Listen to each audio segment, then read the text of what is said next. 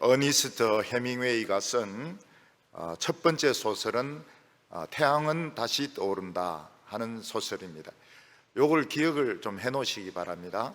설교 마칠 때까지 태양은 다시 떠오른다 요 제목을 기억을 해 놓으시기 바랍니다.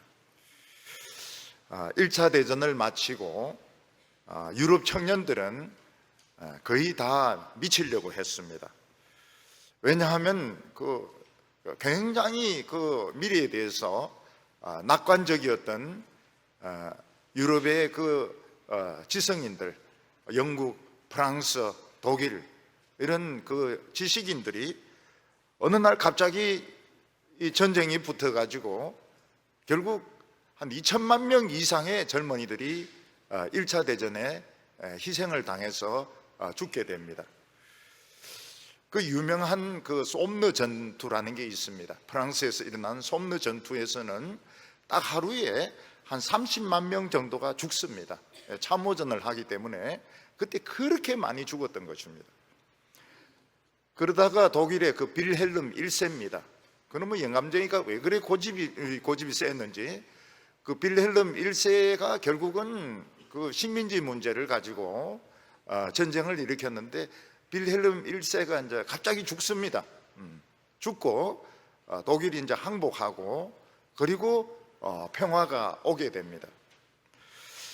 살아남은 이 청년들은 무엇을 해야 되는지, 우리가 왜 살아야 되는지 이런 것에 대해서 전부 회의를 가지게 되었습니다. 그래서 젊은이들이 파리에 모여가지고 파리 때같이 그냥 파리에 모여가 술만 마시고 담배만 피우고 막 회의적인 그런 이야기들을 하면서 이제 시간을 보냅니다. 이 해밍웨이가 쓴 소설 태양은 다시 떠오른다 하는 것은 젊은이들이 희망하고는 아무 상관없는 소설입니다. 젊은이들이 파리의 카페에 모여가지고 술 마시고 담배 피우고 막 헛소리 하다가 우리가 이러는 것보다는 우리 투나 보러 가자. 그래서 스페인으로 갑니다. 스페인으로 가서 투를 구경을 합니다. 투에 대해서 자세히 설명이 되어 있습니다.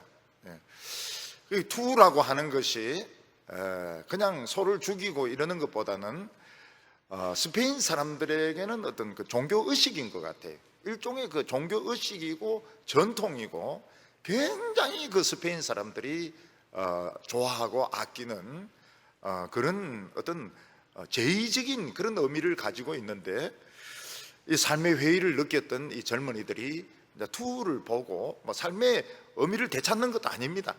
그냥 보고 돌아오는 것으로 내용이 그냥 끝납니다. 그런데 해밍웨이의 이 모든 작품은 그렇듯이 현장에서 반드시 보고 소설을 씁니다. 그러니까 꼭 거기 있는 것 같아요. 그러니까 투에 대해서 설명을 하면 거기 있는 것 같습니다. 그 냄새도 맞는 것 같아요.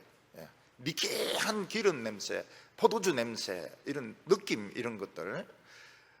무기여 누구를 위하여 종을 울리나 이럴 때는 탁 엎드려서 망원경 보면 소나무가 막 손을 찌른 이런 느낌들, 이런 걸 다 묘사를 하고 있습니다. 그래서 이 해밍웨이는 은혜의 아름다움을 가지고 절망에 빠졌던 젊은이들에게 희망을 주었다 이렇게 설명을 하고 있는데 그거는 글쎄 그런지 안 그런지는 모르겠어요. 자관 제목은 태양은 다시 떠오른다 하는 그런 제목이었습니다. 그 제목도 여러 번 바꾸었다가 나중에 그거로 했는데 결국은 성공을 하게 됩니다. 해밍웨이는 그 작품 가지고 성공을 합니다. 그 다음에 이제 무기여 잘 있거라, 누구를 위하여 종을 울리나 이러면서 이제 세계적인 이런 작가가 되게 됩니다.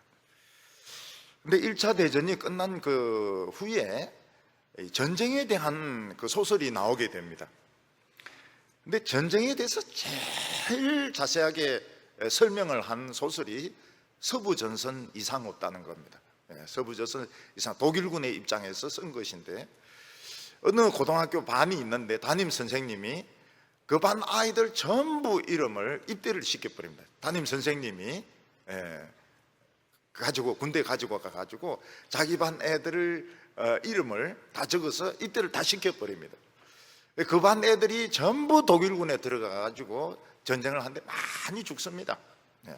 그래서 애들이 이제 그런 이야기를 해요. 우리 돌아가면 이 담임 선생님 죽여야 안 되겠나 그러면서 이제 그런 이야기를 하는데 많이 죽고, 근데 굉장히 그 폭탄이 터졌을 때 사람의 뭐 머리가 날아가고 뭐 팔이 떨어지고 허리가 잘리고 이걸 굉장히 자세하게 설명을 하는데 그 주인공도 끝에 가서 죽습니다. 서부전선 이상이 없다 이런데 끝에 가서는 이도 못 들어옵니다. 그래서 이 전쟁 소설 서부전선 이상 없다, 이게 굉장히 자세하게 전쟁에 대해서 설명을 해놓았기 때문에 군인들이 읽으면 그 자기가 그 훈련 받고 막 작전에 투입되고 이런 게 막 생생하게 생각이 납니다.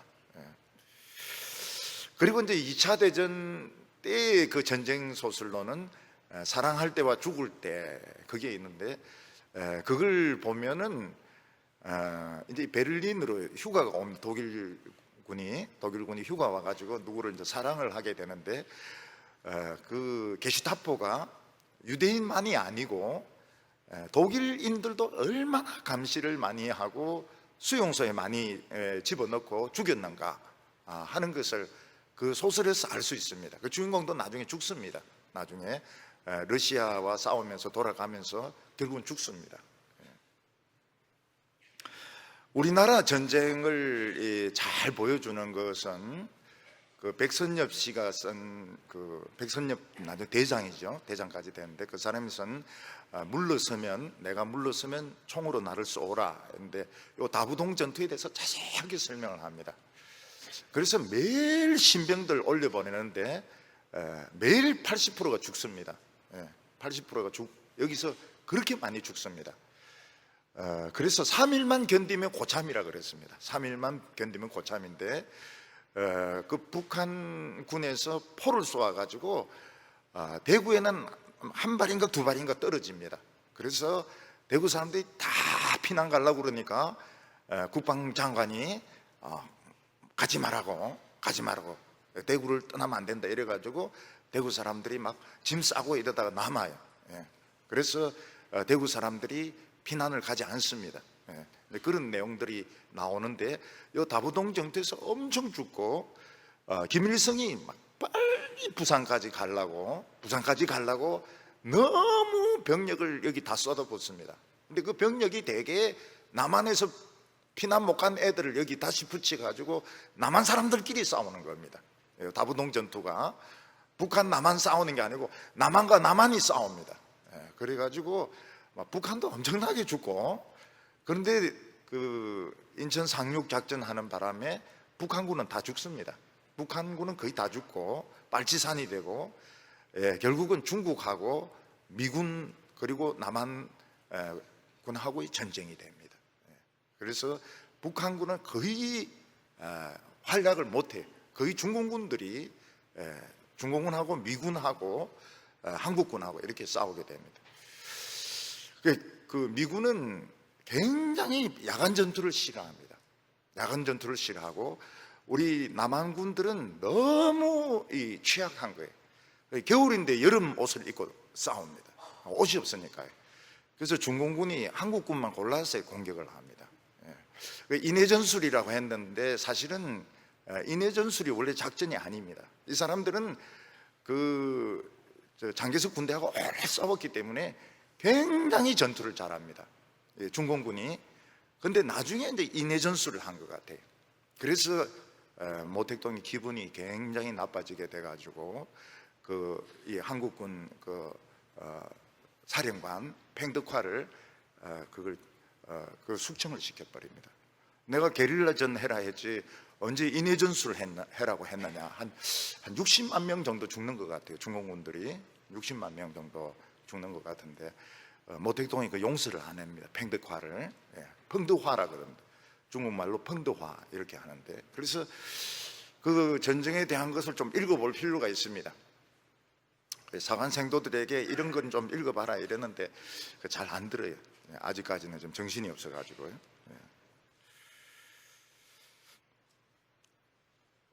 우리가 이 자연을 보면 봄만 있는 것이 아니고, 꽃피는 봄만 있는 것이 아니고, 태풍이 밀려오는 여름도 있고, 그리고 하늘이 정말 거울같이 맑은 가을이 있고, 또 그 추운 겨울이 있습니다. 어디서 이 눈바람이 시작했을까? 그런 좋은 겨울이 있습니다. 마찬가지로 우리 인생에 있어서 항상 봄날 같은, 출세하고 성공하는 이런 계절만 있는 것이 아니고, 막 망하기도 하고, 어떤 때는 뭐 감옥에 끌려가기도 하고, 전쟁도 터지기도 하고, 이런 먹구름이 밀려와서 정말 눈앞을 한치도 내다볼 수 없는 이런 때도 있습니다. 근데 그런 때에 보면은 태양이 없는 것 같아요. 억수같이 비가 쏟아지고 눈보라가 휘몰아치고, 특히 미국에는 그 아이스 스톰이라 해가지고 눈태풍이 오지 않습니까? 그러면은 그거 견디지 못합니다. 굉장히 춥습니다. 영하 50도씩 막 떨어집니다. 그때는 태양이 없는 것 같아요. 그러나 시간이 지나면 비도 그치고 눈보라도 그치고 또 태양이 떠오릅니다. 태양은 다시 떠오른다. 그래서 이 제목을 끝까지 좀 기억을 해야 된다고 제가 이제 이야기를 합니다. 제목만 기억하시기 바랍니다. 내용은 뭐 별 거 없어요. 내용은 다 술 마시고 담배 피우고 뭐 투우고 이런 거니까 내용은 필요가 없고, Also sunrise again. 태양은 다시 떠오른다. 그 제목만 기억을 하시면 좋습니다. 그동안 우리나라는 참 화창한 날들이 계속되었습니다. 한 50년 정도 계속되었습니다. 그래서 경제는 막 발전을 하고, 대학생들은 막 공부해서 유학 갔다 오고, 그러면 또 자리 잡고, 또 운동도 하고, 연애도 하고, 막 그러면서 우리는 이제 그렇게 참 행복하게 지냈습니다. 대한민국은 참 행복한 나라였습니다. 다른 주위에 있는 나라들은 대한민국을 보면 천국이라고 이야기했습니다. 파라다이스, 파라다이스. 호텔도 파라다이스 이런 호텔들이 있습니다. 파라다이스 이런 호텔들도 있습니다. 우리 한국 학생들 보면 막 잘생겼어요. 남자들도 잘생기고 여성들도 보면 막 다리도 잘생기고 참 잘생겼어요. 그런데 먹구름이 지금 오고 있는 겁니다. 먹구름이 뭔가 미쳐가지고 시커먼 먹구름이 이렇게 덮고 있는데, 젊은이들은 취직이 안 된다 그러고, 또 직장에서는 스트레스를 받으니까 사람들이 막 가슴 통증을 호소한 사람들이 많고, 사람들이 갑자기 돌연사하기도 하고, 그리고 대통령도 좀 이상하고, 먹구름이 막 밀려오고 있는 것입니다.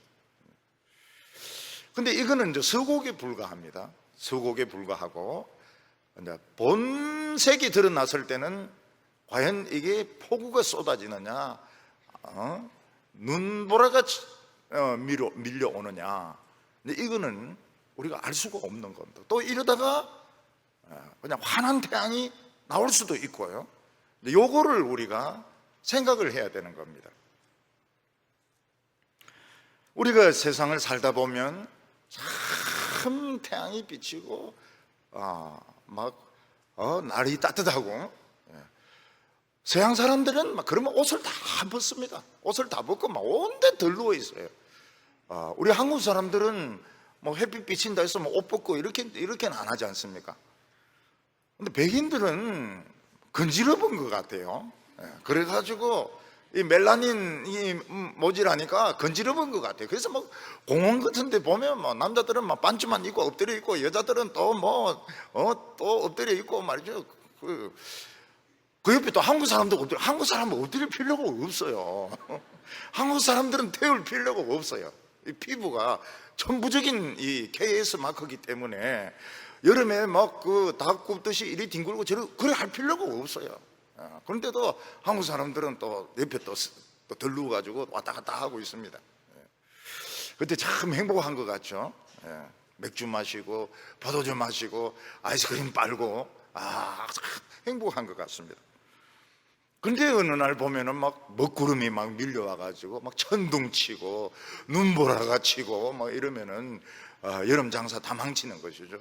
해운대 여름 장사 다 망치게 되는데 뭐 그 정도가 아니고 이제 폭탄이 터지고 사람들이 죽어서 진짜 피가 시내가 되어서 흐르고 막 사람들이 굶어 죽지 않으려고 막 도둑질을 하고 눈에 핏발 써가지고 막 돌아다니고 이렇게 할 때 제일 무서운 게 사람이라 그래요. 사람. 전쟁 터지면 제일 무서운 것이 이웃 사람이라 그래요. 막 밀고 하고 고자질을 하고 이러기 때문에 사람만큼 무서운 게 없다고 그럽니다. 사람들은 하나님이 없다, 신이 죽었다 이러면서 막 저주하면서 굉장히 그 못된 짓을 많이 합니다. 바간스가 쓴 소설을 보면은 그 미군 부대에서 일하는 사람들의 목표는 한탕하는 겁니다. 어떤 사람은 막 옷 안에 양담배, 껌, 초콜릿 얼마나 많이 넣었는지 막 이래가 나가는 거예요. 붙잡혀 가지고 그 안에 조사해 보면은 전부 양담배, 초콜릿, 뭐 껌 같은 거 그 옷 안에 막 그 전부 그 속옷 안에 막 전부 그런 미군 미제 그거 해가지고 나가가 한당 뛰고 쫓겨나는 게 훨씬 돈을 많이 번다는 겁니다. 그 사람들은 하나님이 없다, 세상은 종말이다 이러는데 성경은 너희들이 그런 날을 준비를 안 해서 그런 것이지 태양은 늘 떠 있다는 겁니다. 먹구름은 몰려와 있지만 태양은 늘 떠 있다. 하나님은 변함이 없으시다. 그 이야기를 하고 있습니다.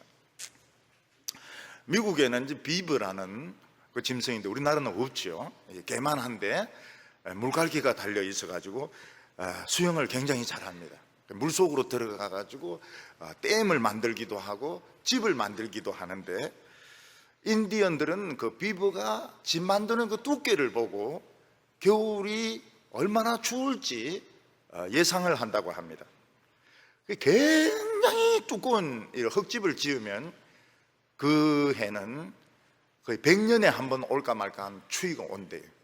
그래서 많이 그 대비를 안 한 사람들은 얼어 죽는답니다. 인디언들은 이제 그 비버가 댐 안에 집 짓는 것을 보고서 얇게 지으면 올겨울은 그냥 넘어가고 굉장히 두껍고 큰 집을 지으면 올겨울은 심상치가 않다. 근데 실제로 그런 눈태풍이 오면서 굉장한 추위가 온다는 거예요. 비브가 어떻게 하는지 모르겠어요. 비브가 뭐 기도를 비비면서 기도를 많이 해서 알아내는지. 근데 틀림없다 그래요. 인디언들이 이야기하는 게 틀림없다 그래요. 올 겨울은 심상치 않다 이러면 심상치 않다고 그래요. 우리는 그동안 너무 많은 자유를 누리고 살아왔습니다. 돈 있는 사람들은 스포츠카를 사가지고 속도 같은 거 안 지키고 막 달려갑니다. 대구에서도 보니까 막 와 이러면서 뭐 이 개가 짖나 하면서 보니까 뚜껑 없는 차가 막 이래 갔다 저래 갔다 이러면서 막 가는데 아유 참 마음이 좀 안 됐더라고요. 독일로 가서 달리지 이 대구 여기 동부교회 앞에 이 달릴 게 뭐가 있다고 말이죠. 거기서 막 이래 피했다 저래 피했다 막 이러는데 그리고 우리나라는 막 권력을 가지면 돈을 챙깁니다. 권력을 가지면 돈을 챙겨요. 뭐 축구 같은 거 이런 거 잘한다 해가지고 뛸 수 있는 게 아닙니다.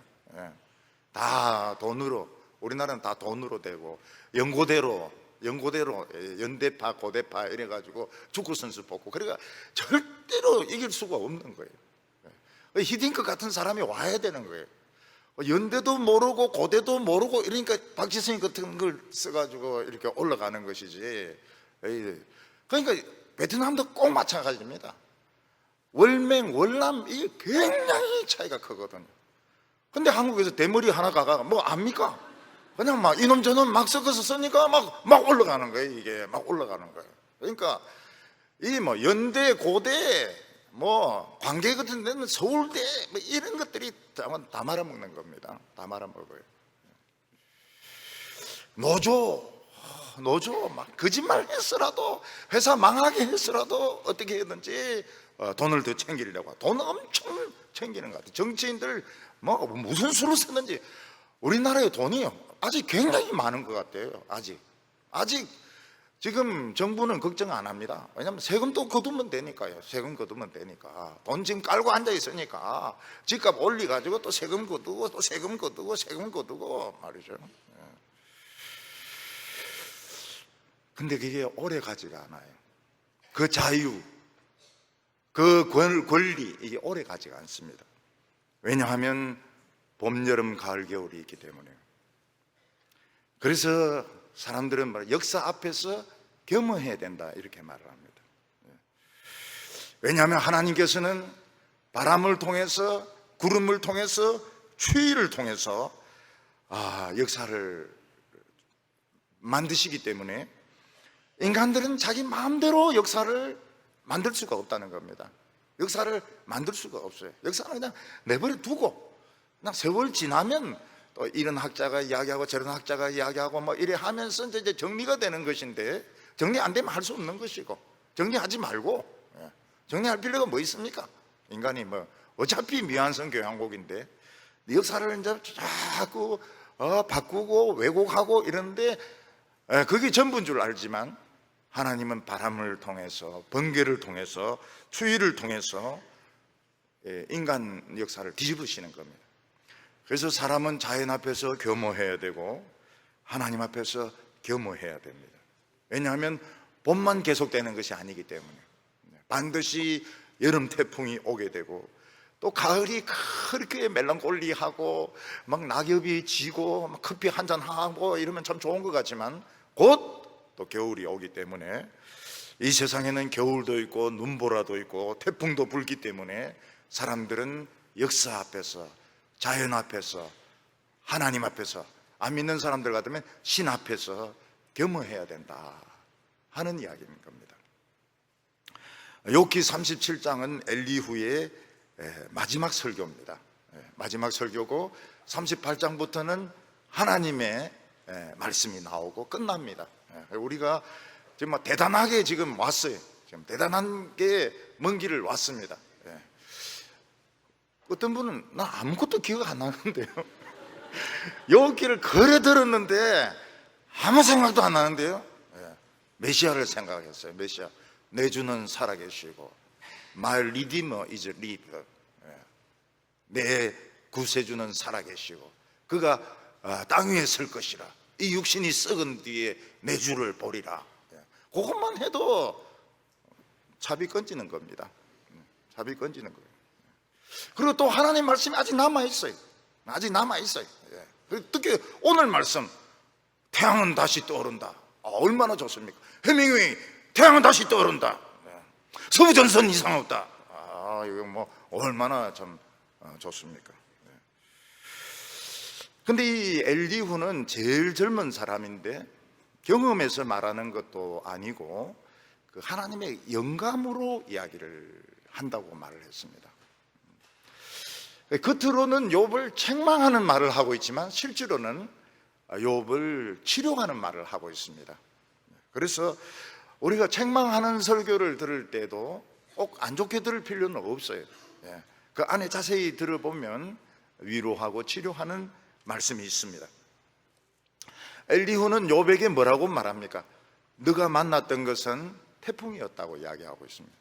어떻게 인생이 봄만 올 수 있느냐? 어떻게 따뜻하게만 살 수 있느냐? 너는 추운 겨울을 만났었다. 그러나 이 구름 뒤에 태양은 항상 빛나고 있다.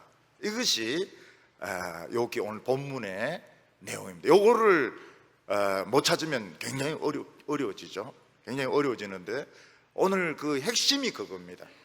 너가 지난 몇 달 동안 통과했던 것은 이거는 눈보라였다. 폭풍이었다. 그러나 태양은 그대로 있다. 태양은 다시 떠오른다 하는 것이 엘리후의 마지막 설교인 것입니다.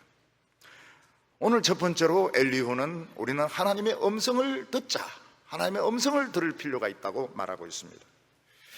이 엘리후가 살면서 제일 좀 두려웠던 것이 무엇인가 하면, 어느 날 갑자기 먹구름이 몰려오면서 번개가 치고 그리고 막 비가 폭우가 쏟아지는 이것이 제일 두려웠던 것 같습니다. 특히 그 천둥, 번개가 제일 무서웠던 것 같아요.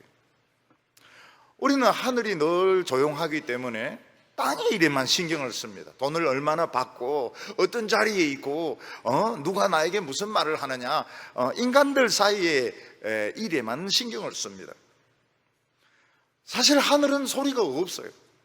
뭐 태양도 무슨 엔진 소리가 들리지도 않고 그냥 조용히 떠오르고 조용히 지고, 수많은 별들이 뜰 것 같으면 막 와가락 별들끼리 좀 막 부딪히기도 하고, 여러분 그 다슬기 같은 거 뭐 이런 거 막 하면 막 따가락 하지 않습니까? 근데 별들은 막 조용히 뜨고 조용히 지고, 그렇기 때문에 구름도 조용히 지나가고요. 우리는 땅의 일에만 신경 쓰면 된다고 생각하는 거예요. 권력을 얼마나 가지고 돈을 얼마나 쥐고 있고 얼만큼 재테크를 하느냐, 재테크 막 그런데 신경, 땅 사는 부자, 강남 불패 뭐 이러면서 강남 불패, 강남에 땅 사면 절대로 망하지 않는다고. 하늘에 구름, 달이 있는데 구름이 싹 소리도 없이 지나가니까 시를 뭐라고 씁니까? 구름에 달 가득 가는 나그네. 그런 시를 씁니다. 미끄러지듯이 막 싹 구름이 지나가니까요. 근데 그게 전부가 아니더라는 거예요. 어느 날 먹구름이 밀려옵니다. 먹구름이 밀려와가지고 하늘을 새카맣게 만들고, 그리고 하늘을 쪼개는 번개가 칩니다. 번개 소리가 어떻게 납니까? 빠지직 하면서 막 꽉 합니다. 이거는 우리나라니까 그렇죠. 그리고 막 천둥이 막 오르르 하고 막 비가 막 억수같이 쏟아지는데 앞이 보이지가 않습니다. 자동차만 와이프 아무리 틀어도 앞이 보이지가 않아요. 이 번개와 천둥과 폭우는 하나님이 우리 인간을 꾸짖는 소리인 것입니다. 야, 이 인간아, 네가 뭐가 잘났다고? 내 멋대로 네가 날뛰느냐? 네가 뭐가 잘났다고 큰 소리 치느냐? 하나님이 책망하는 소리인 것입니다. 우리 인간이 목소리가 아무리 커도 천둥보다 더 클 수는 없습니다. 사람들이 많이 모여서 행사를 하는데 비가 막 쏟아지면 다 흩어집니다. 비를 이길 수가 없어요. 오늘 37장 1절 보면, 이로 말미암아 내 마음이 떨며 그 자리에서 흔들렸도다. 이로 말미암아, 36장 끝절하고 연결이 됩니다. 36장 33절을 보면, 그의 우레가 다가오는 폭우를 알려주니 가축들도 그 다가옴을 아느니라. 막 우레가 울리는 것은 그냥 울리는 것이 아니고, 이제 쏟아질 그 폭우를 예고하는 것이라고 말을 하고 있습니다. 우리나라는 나라가 적어서 천둥도 그래 막 크지가 않습니다. 천둥도. 근데 미국이나 중국이나 호주 같은 데 가면 천둥 한번 번개 한번 치면 온 하늘이 막 착착착착착 갈라집니다. 하늘이 갈라져요. 착착착착 갈라지면서 땅으로 떨어지는데, 어떤 때는 나무를 맞추기도 하고 어떤 때는 기둥을 맞추기도 하고, 맞추면 팍 불꽃이 띄면서 옆에 불이 붙습니다. 이 호주 같은 데서는 이 천둥이 무섭거든요. 팍 치면 그 불이 붙는데 덜불이 붙지 않습니까? 그러면 온 들판에 이제 불이 붙게 됩니다. 그러면 쥐라든지 뱀이라든지 토끼들이, 양들이 막 도망치게 되는데 굉장히 덜불이 빠르고 무섭거든요. 포위를 해버립니다. 그러면 양 한 10만 마리, 20만 마리 죽습니다. 새카맣게 타서 죽습니다. 얼마나 무서운지 몰라요. 이 산불, 덜불이 굉장히 무섭습니다. 그리고 나중에 좀 지나면 폭우가 팍 몇 년 동안, 이 호주는 또 몇 년 비가 안 올 때가 있습니다. 그러다가 비가 팍 쏟아지면 또 파란 잎이, 파란 풀이 싹 나타납니다. 하나님께서는 우리 인간들에게 너무 소중한 자유를 주셨습니다. 인간이 자기가 원하는 것을 할 수 있는 자유보다 더 좋은 선물이 없습니다. 사랑하는 사람을 만나고 자기가 하고 싶은 것을 하고, 이것보다 더 소중한 선물이 없습니다. 그러나 인간이 돈이 있으면, 권력이 있으면 꼭 자유를 남용을 합니다. 이 브레이크를 걸지를 못해요. 그래서 돈이 있고 권력이 있으면 꼭 젊은 여자들, 이쁜 여자들 데리고 불륜을 저지릅니다. 권력 있는 사람은 또 세상을 바꾼다 이래가지고 막 자기 멋대로 뜯어고치고, 말 안 듣는 사람은 감옥에 집어넣고 죽이고 이렇게 합니다. 여러분, 검찰에서 불러서 조사, 검찰을 보고 뭐라고 하지 않습니까? 그래서 내가 그 말 안 하려고 그래요. 혹시 요 중에 검사가 있을 줄 몰라가지고. 얼마나 수치심을 주는지요. 얼마나 수치심을 주는지 자살을 많이 합니다. 국회의원도 자살하고 검사도 자살하고. 검사인데 왜 자살을 하는지 모르겠어요. 검사인데도 자살하고, 별 3개도 자살하고. 근데 아무도 죽음에 책임을 지지 않습니다. 책임을 지는 사람이 한 명도 없어요. 별 3개가 자살했고 국회의원이 자살했는데, 검사가 자살했는데 책임진 사람 아무도 없습니다. 참 희한하죠. 그때 하나님께서는 한 번씩 먹구름이 밀려오게 해서 천둥이 치게 합니다.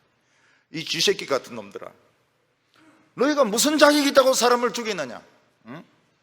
너희가 무슨 자격이 있다고 사람을 그렇게 수치심을 줘가지고 죽이느냐? 응?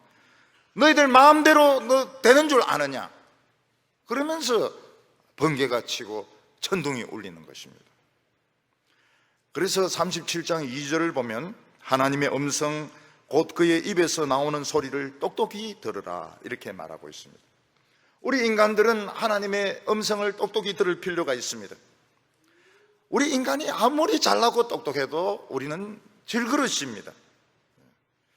가끔 보면 그 여자애들이 질그릇을 구워서 만든 그 인형들을 이렇게 뭐 침대나 이런 데, 화장대 같은 데 놓고 좋아합니다.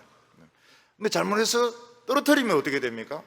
떨어뜨리면 그 안이 비어 있는데 처참하죠. 처참한 질그릇 인형이었던 것입니다. 저는 바람과 함께 사라지다 그 나오는 스칼렛 그 도자기 인형을 하나 구했습니다. 빨간 드레스를 입은 스칼렛, 오르골인데요, 말은 하지 못하고 스위치 눌리면 바람과 함께 사라지다 그 노래가 나오는, 그것도 뭐 잘 알아듣기 힘들어요. 근데 문제가 뭔가 하면 스칼렛이 못생겼어요. 못생긴 스칼렛입니다. 이 영화 그 비비 알리가 아니에요. 너무 못생긴 스칼렛을 파마도 너무 구형이고, 그래서 좋아할 수가 없었습니다. 근데 불행하게도 미국에서 오면서 목이 부러져가 왔어요. 목이 부러진 스칼렛, 너무 처참했습니다. 그래서 이것을 버리긴 너무 아깝고, 그렇다고 해서 목 부러진 것을 가지고 있기도 너무 그렇고, 그래서 또 알아봤습니다. 알아보니까 목 부러진 그 도자기 인형을 고쳐준 데가 있다는 거예요. 서울에, 대구는 없고. 그래서 다시 물어봐서 성형도 해준다는 거예요. 성형도, 얼굴도 바꿔준다는 거예요. 그래서 이 스칼렛가 서울로 올라갔습니다. 그래 목도 붙이고 이쁘게 해가지고 내려왔어요. 이쁘게, 마음에 들게.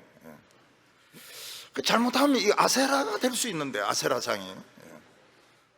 지금은 제가 안 좋아합니다. 바람과 함께 사라지다 안 좋아합니다. 근데 옛날에는 그걸 좋아했어요. 왜 그런가 하면 굉장히 그 자세합니다. 전쟁하는, 꼭 남북 전쟁을 보는 것 같아요. 그럴 정도로 자세하게 설명을 해가지고, 저는 그 스칼렛도 싫어, 그 등장인물 다 싫어합니다. 그런데 또 남들이 또 막 스칼렛 이렇게 하고 막 레드 바틀러 막 이렇게 하고 이러니까 그걸 샀던 것 같아요. 제 아내는 레드 바틀러 같은 남자와 결혼한다고 자기 옛날에 막 그랬다는데, 그놈 사기꾼이거든요. 왜 그래 그런 꿈을 가졌는지 모르겠어요. 하나님이 긍휼히 여겨주시지 아니었더라면 정말 사기꾼에게 넘어갈 뻔했다고요. 나는 이야기합니다. 나는 레드 바틀러가 아니다, 나는 사기꾼이 아니다, 그렇게 이야기를 합니다. 하나님께서는 이런 천둥을 통해서, 번개를 통해서 지 아무리 똑똑하고 잘냈다 하더라도 그 도자기 인형에 불과하다는 것을 가르쳐 주시는 것입니다. 그래서 우리 인간은 하나님이 하는 음성을 잘 들을 필요가 있습니다. 언제나 봄날만 계속되는 것도 아니고 언제나 가을만 계속되는 것도 아닙니다. 가을에는 막 얼마나 먹을 것이 많습니까? 저는 또 생일이 추석 조금 며칠 전이거든요. 그래서 엄마가 저한테 그래, 참 내가 늘 타이밍을 잘 나왔다 이러면서, 자연적으로 먹을 게 있으니까요, 가을에. 여름에 땡볕에 나왔으면 얼마나 땀띠기 많이 나겠습니까? 우리 엄마 그렇지 않지만 약간 미신적인 게 있었던 것 같아요. 언제나 봄날만 오는 것도 아니고 늘 출세만 하는 것도 아니고, 때로는 태풍도 오기도 하고 눈보라가 밀어치기도 하고 호수가 얼어붙는 그런 겨울도 오는 것입니다. 목사님, 겨울이 오겠습니까? 벌써 겨울이 오고 있어요. 노인은 지금 겨울맞이 준비를 해야 됩니다. 겨울맞이 준비를 해야 돼요.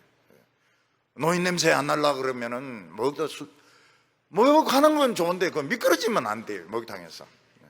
그래서 목욕탕에서 움직일 때에도 꼭 그 유격훈련 하듯이 탁 잡고 이렇게 해야지, 착착착 하다 딱 넘어지면은 이거 이제 안 된단 말이죠. 유격훈련은 뭐 때문에 합니까? 그 겨울에 늙었을 때 목욕탕에서 미끄러지지 말라고 유격훈련을 착착착 이렇게. 그래서 앞으로 모든 목욕탕에 밧줄로 연결시켜가지고 안 넘어지도록 노력을 할 필요가 있습니다. 안 그러면 앉아서 기든지.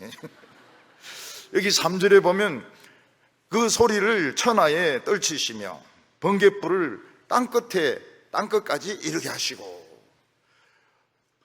참 이 호주나 미국 같은데 번개 치면요, 온 하늘이 번쩍번쩍입니다. 번쩍번쩍. 하늘 전체가 마치 유리 구슬이 깨지듯이 그렇게 갈라져요.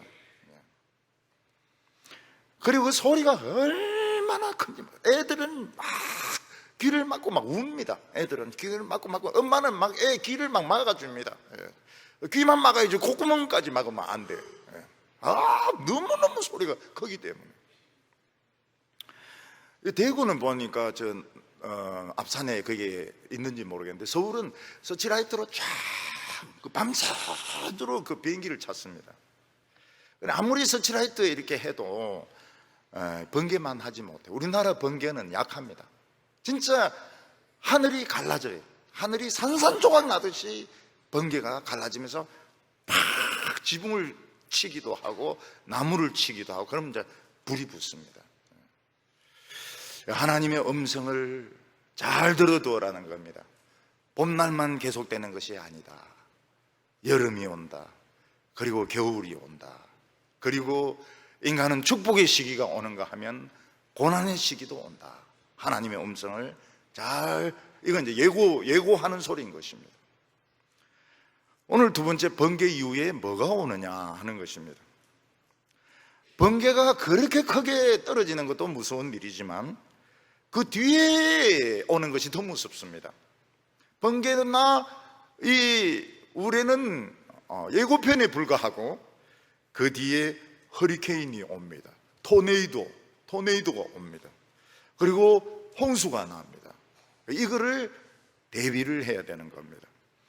5절에 하나님은 놀라운 음성을 내시며 우리가 헤아릴 수 없는 큰 일을 행하시느니라.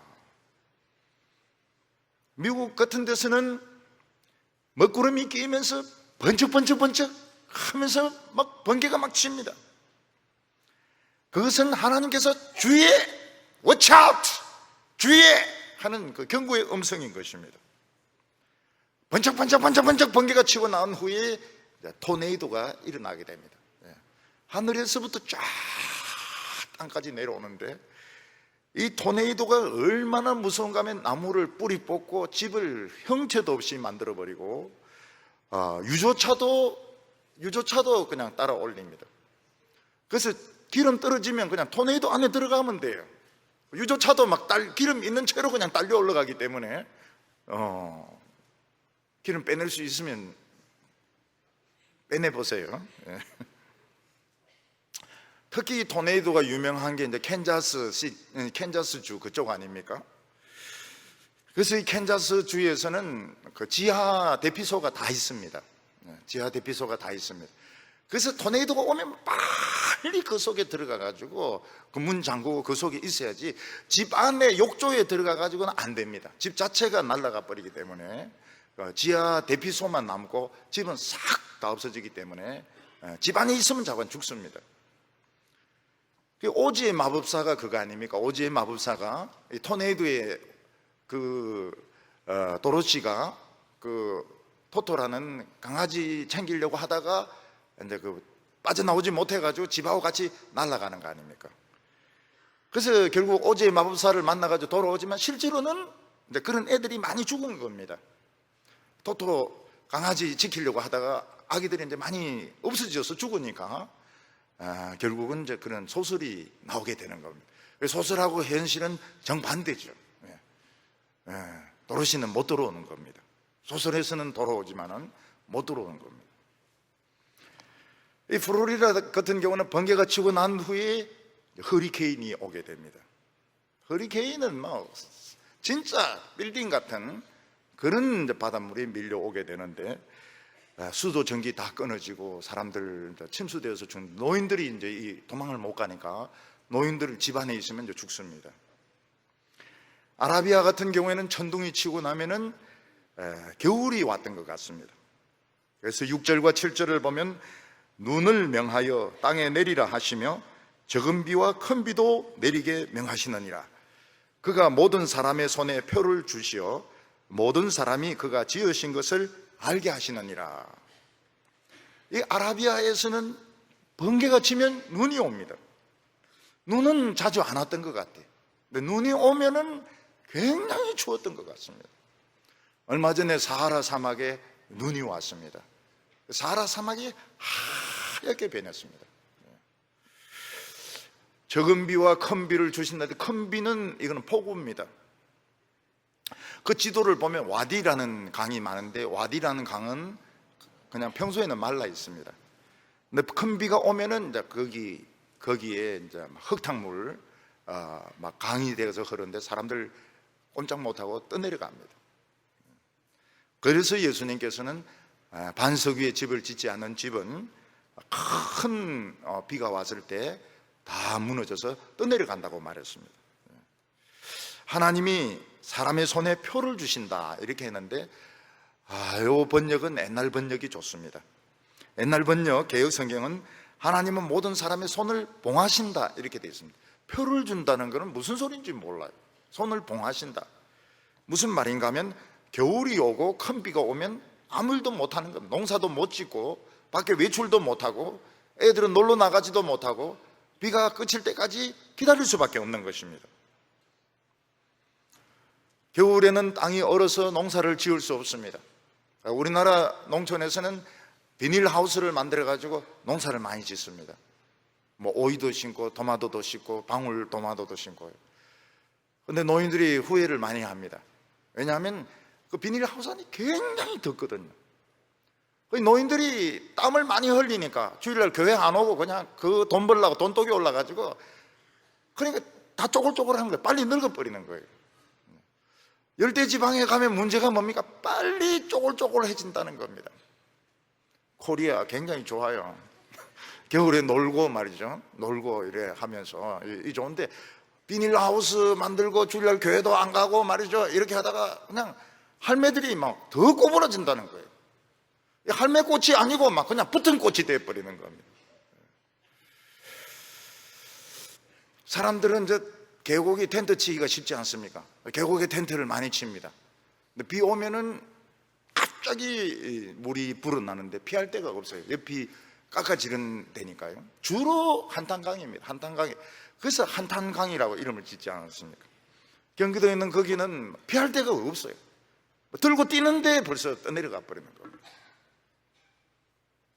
이런 것을 통해서 하나님이 세상을 만드셨고 우리가 주인이 아니라는 것을 폭우를 통해서 태풍을 통해서 하나님께서는 그걸 가르쳐 주시는 것입니다. 근데 짐승들은 그걸 알아요. 짐승들은 그래서 겨울잠을 자기도 하고 그리고 땅속에 들어가기도 합니다. 8절에 그러나 짐승은 땅속에 들어가 그 초소에 머무느니라. 곰은 가을 되면 엄청나게 먹습니다. 몸을 엄청 불려가지고 땅속에 들어가서 겨울 내내 잡니다. 곰이 막 꿈을 얼마나 많이 꾸는지 몰라요. 그 주로 꾸는 꿈이 꿀 따먹는 꿈 이런 거 꿀 겁니다. 천둥 이 곰들 그냥 그거는 뭐 횡재가 이 벌집 찾는 게 그게 이 곰들의 소원이거든요. 막 퍼가지고 먹고 그게 이제 곰들의 꿈입니다. 뱀도 가을에 막 실컷 살쪄. 그래 가을에 물리면 안 돼. 가을에는 막 독이 막 올라가지고 가을에 물리면은 위험합니다. 그러다가 땅속에 들어가 막 서로 100마리씩 50마리씩 막 엉켜가지고 그렇게 겨울잠을 잡니다. 근데 다람쥐는 겨울잠을 안 자요. 왜 그런가 하면 도토리를 모으기 때문에. 도토리를 한 곳에 모아놓지 않습니다. 다람쥐는. 왜냐하면 한 곳에 모았다가 도둑질 당하면 자기 굶어 죽기 때문에 여러 곳에 분산시켜서 이 도토리를 자기 많은 곳에 딱 분산시켜 놓습니다. 이게 이제 투자에 굉장히 중요한 원리입니다. 투자에 굉장히 중요한 원리. 한 은행에 넣었다가 망해버리면 이제 그 독재자들이 한 은행에 집어넣지 않습니까? 그 미국이 딱 봉쇄해버리니까 결국은 죽는 건 돈이 없으니까. 돈이 없으니까 결국은 김정은이는 또 부하가 들고 튀어버렸다는 거. 튀어버렸다지 않습니까? 돈을 들고 튀어버렸어요. 가다피는 그냥 한 은행이었는데 계란을 한 바구니에 넣었는데 다 깨버리니까 돈이 없는 거예요. 돈이 없으니까 결국은 죽는 겁니다. 미국 사람들이 얼빵하게 보이고 이래도 절대로 이 바보가 아닙니다. 영국 사람들이 늘 하는 이야기가 그거 아닙니까? 우리 잉글리시맨은 바보가 아니라는 겁니다. 우리 잉글리시맨은 바보가 아니라는 거예요. 그걸 좀 알아달라 그래요. 우리 한국 사람들은 늘 잉글리시맨 바본 줄 알거든요. 아메리칸 늘 쪼단 줄 알거든. 결국 당하기는 자기들이 당해. 그 사람들이 얼마나 일을 합리적으로 하냐 싹 다 봅니다. 다 훑어버려요. 그러니까 돈줄을 딱딱 막아버리니까 지금 북한에 있는 그 돼지도 지금 굉장히 어렵다 그러잖아요. 이 도토리는 이 투자를 할 줄 안다는 거예요. 절대로 한 은행에 도토리를 안 맡긴다는 겁니다. 이 나무 밑에 저 나무 밑에 분산시켜 가지고 하나 도둑 맞아도 딴 것으로 살 수 있도록. 그러니까 이 다람쥐하고 청설모하고 그 사촌 아닙니까? 다 그렇게 한다는 거예요. 철새들은 강이 열면 물고기를 잡을 수 없습니다. 수천 킬로를 날아갑니다. 내비게이션, 머릿속에 이제 내비게이션이 있으니까요. 쫙 날아가가지고 물고기 잡아 먹을 수 있는 데로 갔다가 그 얼음이 녹으면 다시 돌아옵니다. 비버는 추위가 올 줄 딱 예상을 하는 거예요. 비버. 막 비비면서 늘 기도하니까 기도한지 뭐 한지 모르겠지만 그걸 이제 느끼는 겁니다. 그래서 집을 두껍게 만들어가지고 안으로 죽는다는 겁니다. 근데 인간은 그걸 예측하는 능력이 없어요. 그래서 기껏 하는 게 방송에서 50년 들어서 최고의 추위입니다. 그 소리밖에 못해요. 인간이 그 소리 나도 하겠어요. 50년 만에 첫 추위입니다. 네. 얼어 죽지 않도록 하십시오. 얼어 죽으면 할 수 없습니다. 그건 나도 그런 소리 하겠어요. 요즘은 그 지구 온난화로 제트 기류가 약해지니까 시베리아 추위가 막 서울로 온다고 그러지 않습니까? 서울로. 서베리아라고. 이 서베리아가 되려 그러면은 그래가 안 돼. 아직 안 돼. 서베리아가 되려 그러면 눈썰매를 타야 됩니다. 눈썰매를 타면서 다 달려야 이게 서베리아지. 지금 뭐 춥다 해가지고 서베리아가 되는 게 아닙니다. 시베리아 이러면은 그 시베리아의 첫사랑이라는 그 영화가 있는데 그 감동적이에요. 네, 본문하고 연결이 안 되기 때문에 안 하려고 그래요. 시베리아의 첫사랑. 참. 미국 어떤 여자하고 그 러시아 사관생도 하고 사랑인데 더 이야기 안 하려고 그래요. 시베리아의 첫사랑. 그 여자가 그까지 찾아가는데 안 만나고 와요. 더 이야기 안 하려고 그래요. 그런데 가슴이 찡해. 첫사랑, 시베리아의 첫사랑. 원래 제목은 시베리아 이발사입니다. 9절과 10절 보면 폭풍우는 그 밀실에서 나오고 추위는 북풍을 타고 오느니라. 하나님의 입김이 얼음을 얼게 하고 물의 넓이를 줄어들게 하느니라. 넓이 이렇게 발음이 잘 안 돼. 경상도 사람 꼭 넓이 이렇게 해야 이게 의미가 통하죠. 엄청난 그 바람이 어디서 불어옵니까? 그 강풍이 하나님의 밀실에서 불어옵니다. 아라비아는 모래 폭풍이 있죠. 수백 미터, 1km 되는 모래 폭풍이 밀려오면 다 모래에 다 파묻혀입니다. 죽든지 모래 속에서 살아서 나오든지 눈을 뜰 수가 없죠. 모래 폭풍에 한번 걸려들면 참 눈을 뜰 수가 없습니다. 겨울에는 지중해에 태풍이 붑니다. 폭풍이 붑니다. 그래서 겨울에 지중해 배 띄우면 죽습니다. 뭐 어느 나라든지 죽습니다. 그래서 사도 바울이 그 로마 백부장에게 배 띄우지 말자 이랬는데 배 띄웠다가 그냥 거의 다 죽을 뻔했죠. 하나님이 입김을 불면 물이 땅땅해집니다. 얼음이 됩니다. 얼음이 돼요. 우리나라의 케냐 이런 데서 유학 온 학생들이 많은데 겨울이 추워 죽겠다 그래요. 너무너무 춥다 그래요. 까만 사람들이 막 파카 입고 막 추워 죽겠다 그래요. 미국 같은 데는 눈폭풍이 부는데요, 진짜 이 눈폭풍이 태풍처럼 붑니다. 사람이 날아갑니다. 그래서 바로 앞이 안 보여요. 그래서 그 앞에 있는 구덩이에 빠져가 죽습니다. 사람들이 구덩이에 빠져가 죽어요. 어떤 데는 자기 집까지 다 왔는데 구덩이에 빠져가 죽습니다. 그리고 물 다 옵니다. 우물에서 물 길어가 오면서 다 얼어버립니다. 그래서 집 사이에 밧줄을 다 매놔요. 이거 잡고 가야 길을 잃어버리잖아요. 그 정도로 앞을 볼 수가 없어요. 눈을 뜰 수가 없어요. 그만큼 눈폭풍이 무섭습니다. 그 들소들이, 옛날에는 들소들이 있는데 들소들이 막 앞에 이만한 덩어리를 달고 있는 거예요. 그게 뭔가 하면 이제 숨을 쉬면서 이게 숨이 수증기가 얼어붙어 가지고, 그래서 들소가 숨을 못 쉬는 겁니다. 그래서 사람들이 가서 이걸 깨줍니다. 앞에 있는 이 얼음을 깨주면은 고맙다 그래요. 들소가 이 호흡 장애가 왔는데, 공황 장애가 왔는데 이제는 참 고맙다 그래요. 근데 희한한 그 남극에서는 매일 태풍이 불거든요. 눈태풍이 매일 붑니다. 근데 그 펭귄은 이래가 잘 다녀요. 펭귄은 잘 다닙니다. 그리고 펭귄이 발등이 따뜻하거든요. 새끼를 발등에 올려놓고, 알도 발등에 올려놓고, 그리고 뭉칩니다. 펭귄은 뭉치면 산다. 그런데 펭귄이 계속 돌아요.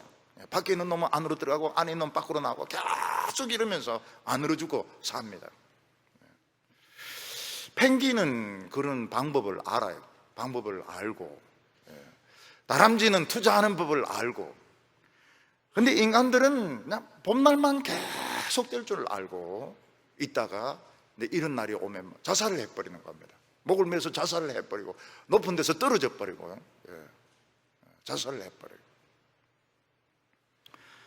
우리는 겸허해야 됩니다. 자연 앞에서 겸허해야 되고, 역사 앞에서 겸허해야 되고, 신 앞에서, 하나님 앞에서 겸허해야 됩니다. 왜냐하면 언제 폭풍우가 오고, 언제 부목사님들 이렇게 계신데 어느 순간 담임이 되고, 저는 일자리 잃어버려 가서 좀 부목사 시켜달라 이럴 때, 그때 말에 교육자 회의할 때 내인데 막 딱딱거리던데, 딴 교회 가보라고 말이지. 그때 그럴 놈이 있으면 미리 봐놨다가 그냥 죽여놔 버려야 되는데, 그걸 예측을 못하니까요. 근데 그런 날이 옵니다. 곧 옵니다. 그래도 참 의리 있는 그 목사님 같으면은 그때 제가 막 팍 쓰러져 있으면 얻고 막 병원으로 뛰고 이럴 사람이 있을까요? 그러니까 우리는 각자가 살아남아야 됩니다. 각자가 누가 내를 얻고 뛰겠어요? 어떤 놈이 얻고 뛰겠어요? 겨울이 왔을 때. 그러니까 자기가 알아서 뛰든지 기든지 자기가 알아서 살아남아야 되는 겁니다. 남 믿을 건 못 돼요. 믿었던 자식 배반의 장미입니다. 그놈 아무리 전화해도 안 와요. 세 번째로는 이제 이걸 통해서 하나님이 변화를 일으키신다는 겁니다. 하나님은 구름과 바람과 번개를 통하여 하나님은 변화를 일으키십니다. 번개가 치면은 그냥 불타버리는 거예요. 홀랑 불타버리는 거예요. 그래서 이 호주는 참 무섭습니다. 이 들불이 굉장히 무서워요. 양 10만 마리 그냥 죽어버립니다. 11절과 12절 보면, 또한 그는 구름에 섭기를 실으시고 그의 번개로 구름을 흩어지게 하시느니라. 그는 감싸고 도시며 그들의 할 일을 조종하시느니라. 그는 땅과 육지 표면에 있는 자들에게 명령하시느니라. 하나님은 구름의 섭기를 조절을 하십니다. 그래서 어떤 때는 그냥 구름은 끼지만 비가 안 올 때도 있고, 어떤 때는 폭우가 쏟아지기도 하고 홍수가 나기도 합니다. 농사를 지을 수 있기도 하고, 어떤 때는 그냥 헛바람일 때도 있습니다. 하나님은 번개로 구름을 흩어지게 한다고 했는데 그건 아닌 것 같고요. 구름이 흩어지면서 이제 번개도 막 흩어지는 것 같습니다. 그러면서 하나님은 인간에게 명령을 내리십니다. 겸손해라, 겸손해라. 재앙이 올 것에 대해서 대비하고 있어라. 이거를 계속 말씀하시는 겁니다. 우리 한국 사람들은 지금 대비가 많이 돼 있어요. 왜냐하면 살찐 거 다이어트 한다고 많이 굶어 나왔기 때문에 대비가 많이 돼 있습니다. 좀 살 좀 빼는 게 좋아요.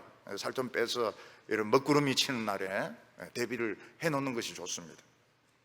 우리 원로실은 막 늘 등산을 하거든요. 그래서 뭐 어려움이 와도 산 몇 개는 그냥 넘을 겁니다. 또 내려갈 때는 또 스키 타고 내려가고 이러면 되니까요. 13절에 혹 징계를 위하여, 혹 땅을 위하여, 혹 긍휼을 위하여 그가 이런 일을 생기게 하시느니라.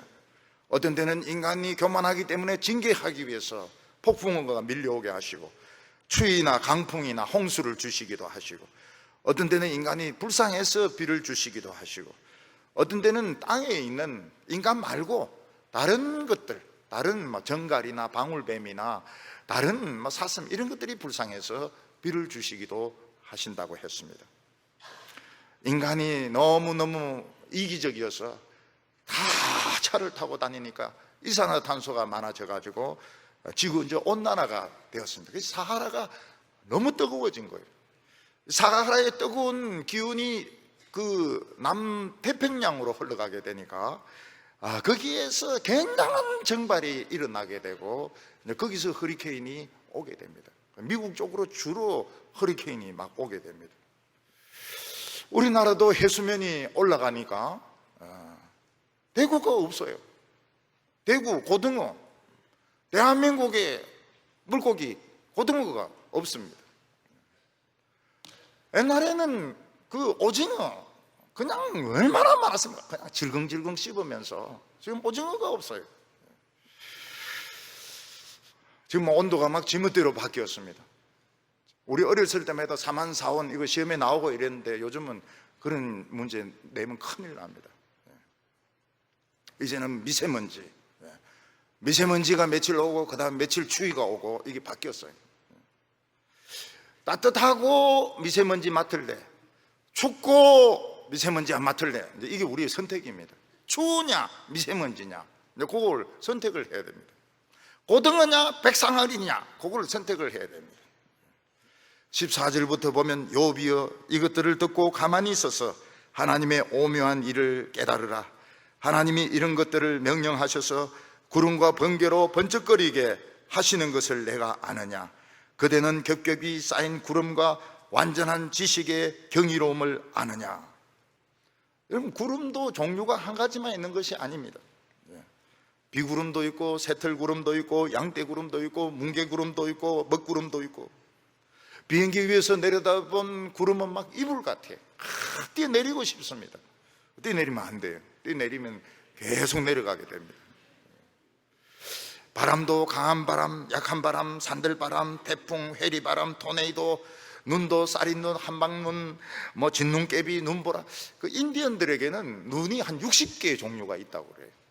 눈 종류가 그렇게 많다고 합니다. 번개도 사실은 종류가 굉장히 많습니다. 번개도. 단풍나무도 보면 그 이파리 수에 3개, 5개, 7개, 9개, 11개, 단풍나무도 그 종류가 굉장히 많거든요. 번개도 3개로 갈라지냐, 삼지창이냐, 오지창이냐, 칠지창이냐, 지멋대로, 그 일종의 그 지랄병인데, 그런 번개냐, 그 종류가 굉장히 많아요. 그걸 우리가 어떻게 그걸 다 알겠느냐는 것입니다. 17절에 땅이 고요할 때 남풍으로 말미암아 그대의 의복이 따뜻한 까닭을 그대가 아느냐. 땅이 조용할 때는 이제 남풍이 부는데 옷이 더워지게 됩니다. 이제는 여름이 오기 때문에 더운 두꺼운 옷은 이제 벗고 얇은 옷을 입어야 되는 것입니다. 요즘 막 춥다가 갑자기 더워지고 이러니까 에어컨 틀었다가 히터 틀었다가 에어컨 틀었다가 히터 틀었다가 차도 막 헷갈립니다. 옷도 막 이런 옷 입었다가 저런 옷 입었다가 막 이렇게. 여자만 살판 났어요. 여자들은 그게 바뀌면 바뀔수록 좋거든요. 그래서 여성들은 그 대비를 해놔야 됩니다. 여성 부흥의 옷 따로, 메시아 옷 따로, 부활절 옷 따로. 아니, 남편이 뭐라 그러는데, 아니, 이거 신앙적인 건데 왜 그렇게 하냐고 말이죠. 남편이 아무 소리 못 해요. 여성 부흥회 때 옷 따로, 주님을 기쁘게 하기 위해서, 은혜 받기 위해서. 메시아 때 또 옷, 까만 옷도 준비해 놓으세요. 까만 옷에 여기 브로치 딱 해가지고. 그리고 돈도 달라고 그러세요. 여성 부흥회 때 10명 데리고 오는데 갈비탕 사줘도 그게 돈 10만 원 나가거든요. 하나님은 나중에 주시니까 남편 미리 줘야 되는 거. 요번에 보니까 참 놀랍더라고요. 교회 안 나오는 분이 다른 사람 데리고 왔어요. 그것도 참 놀라워요. 이분은 교회 안 나와요. 여성 부흥회 때만 와요. 근데 독립을 했어요. 늘 따라 나오다가 올해부터는 자기가 딴 사람을 데리고 왔어요. 어떤 할머니는 어제 절에 갔는데 오늘 교회 왔습니다. 하나님 말씀 듣고 싶어서. 참 놀라운 일이죠. 18절에 그대는 그를 도와 구들방을 두들겨 넓게 하며 구름방들을 두들겨 넓게 만들며 녹여 부어 만든 거울같이 단단하게 할 수 있느냐. 이 가을이 되면 참 하늘이 진짜 유리를 두들겨서 만든 것 같습니다. 유리보다 더 투명하죠. 딱 때리면 소리가 날 정도로 그렇게 하늘이 맑을 수가 없습니다. 근데 뭐 벼는 고개를 숙이죠. 과일들은 막 익죠. 가을이 얼마나 좋습니까? 그러나 곧 겨울이 오게 됩니다. 겨울이 오면은 정말 얇은 옷을 입고 다닐 수가 없습니다. 특히 뭐 저 추운 중국 이런 데서는 속옷을 입지 않으면은 견딜 수가 없어요. 견딜 수가 없어요. 서울 같은 데서는 이 파카 같은 거 안 입으면 견딜 수가 없습니다. 대구는 내복도 안 입잖아요. 내복 안 입어요. 따뜻한 나라 내복도 안 입어요. 할머니들 보면은 그래도 겨울이기 때문에 그 가죽 옷 그거 입고 덥다 이러면서 예배 시간 내내 막 더브라 에어컨을 히터를 왜 이리 트느냐 이러는데, 대구 할머니들은 또 다 그걸 입어요. 밍크 코트를 또 다 입으셔요. 멋쟁이기 때문에 다 입으세요. 서울 가서 해가 입고 오시는 것 같아요. 덥죠? 네. 엘리후는 우리에게 봄 같은 계절이 있습니다. 참 처녀들도 이쁘고, 지나가면 남자들이 막 침을 촥 흘리면서 쳐다보고, 그러다가 배부른 여름이 오기도 하고요. 근데 애 업고 나오면 이제 안 쳐다봅니다. 아무도 안 쳐다봅니다. 그리고 어느 날 늙어서 노인이 되었을 때, 이게 왜 이래 내가 노인이 되었을까? 노인이 되었을까? 자기는 안 늙을 것 같은데, 요즘 뭐 100세라고 하는데 100세 좋은가? 없어요. 우리는 가난할 때도 있습니다. 잘 살 때도 있습니다. 늙어서 노인이 되기도 합니다. 도대체 우리가 하나님께 무슨 말을 할 수가 있겠습니까? 우리는 구름을 보고 태양이 없다고 하지만 성경은 뭐라고 말하고 있습니까? 태양은 다시 떠오르고 태양은 항상 있다고 말하고 있습니다. 21절에 바람이 불어 하늘에 말끔하게 되었을 때 그 밝은 빛을 아무도 볼 수 없느니라. 이 번역도 이게 참 이상한 번역입니다. 옛날 개역 성경 번역을 보면 사람이 어떤 때에는 궁창의 광명을 볼 수 없어도 바람이 지나가면 맑아지느니라. 바람이 불고 구름이 올 때는 태양이 보이지 않지만은 바람이 다 구름을 몰아내고 난 뒤에는 밝은 태양이 비친다고. 그래서 이 성경은 의역을 할 수밖에 없습니다. 히브리하고 헬라어는 우리하고는 구조가 달라요. 주어가 없습니다. 주어가 없어요. 그래서 히브리 성경 읽으면 갔다, 죽었다, 없어졌다, 대구 사람들하고 똑같습니다. 주어도 없고 목적어도 없고, 그 말이 안 통하기 때문에 이걸 의역을 할 수밖에 없습니다. 한글이 굉장히 뛰어난 의역입니다. 킹 제임스보다 더 뛰어난 의역입니다. 그래서 옛날 번역이 좋습니다.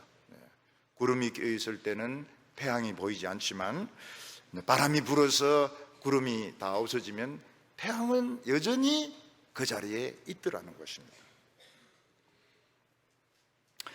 22절에 북쪽에서는 황금 같은 빛이 나오고, 북쪽에 가면 뭐가 나옵니까? 오로라가 나옵니다. 오로라가 꼭 황금빛은 아니더라고요. 녹색빛도 있더라고요. 녹색빛도 있는데 아름답죠. 하늘을 뒤덮고 있는 그 찬란한 빛, 오로라입니다. 황금빛, 녹색빛, 그 오로라가 빛입니다. 이 사람은 그까지 가본 것 같아요. 그러니까 그 오로라를 보려고 그러면 네덜란드나 스웨덴 그까지 가야 되거든요. 북극까지 가면 더 좋지만은 그까지는 가야 되는데 갔던 것 같아요. 23절에 전능자를 우리가 찾을 수 없나니 그는 권능이 지극히 크사 정의나 무한한 공의를 굽히지 아니하심이라. 하나님은 어마어마하게 크신 분이시기 때문에 우리 인간의 머리로 그의 생각을 청량할 수가 없습니다. 인간은 자유를 주고 돈을 주면 반드시 교만해져서 남용합니다. 그래서 우리는 돈이 있어도 없는 것처럼 생각하고, 권력이 있어도 없는 것처럼 생각하고, 항상 교회도 개척교회 시절을 생각하고, 가난하고 못 살 때를 늘 기억을 하고, 이렇게 해야 사람이 죄를 짓지 않게 됩니다. 우리는 지금 막 구름이 몰려오고 있지만 그 뒤에 태양은 비치고 있습니다. 그래서 우리가 할 수 있는 것이 무엇입니까? 먹구름이 몰려오지 못하도록 기도하면 성령의 바람이 붑니다. 성령의 바람이 먹구름을 몰아내고 토네이도를 몰아내고 허리케인을 몰아냅니다. 기도의 바람, 성령의 바람으로 우리나라를 지키는 성도님들 되시기를 바랍니다. 거룩하신 하나님 아버지, 우리에게 희망을 주시니 감사합니다. 우리에게 말씀을 주시니 감사합니다. 먹구름이 밀려오고 있지만은 태양은 빛나고 있는 줄로 믿습니다. 성령의 바람 불게 하여 주셔서 이 먹구름 물러가게 하여 주옵소서. 전쟁의 냄새가 나고 있습니다. 사탄의 냄새가 나고 있습니다. 하나님 아버지, 성령의 바람으로 다 태워주시기를 원합니다. 우리 여성들에게 희망을 주심을 감사합니다. 한 사람도 낙심하지 말게 하여 주시고, 절망하지 말게 하여 주시고, 극단적인 이런 부정적인 생각하지 말게 하여 주옵소서. 우리는 모두 십자가의 용사입니다. 하나님을 향하여 달려가게 하여 주시옵소서. 쓰러지고 총에 맞아도 또 달려가게 하여 주셔서 하나님의 축복을 받는 우리 성도들 다 되게 하여 주시옵소서. 예수님의 이름으로 기도하옵나이다.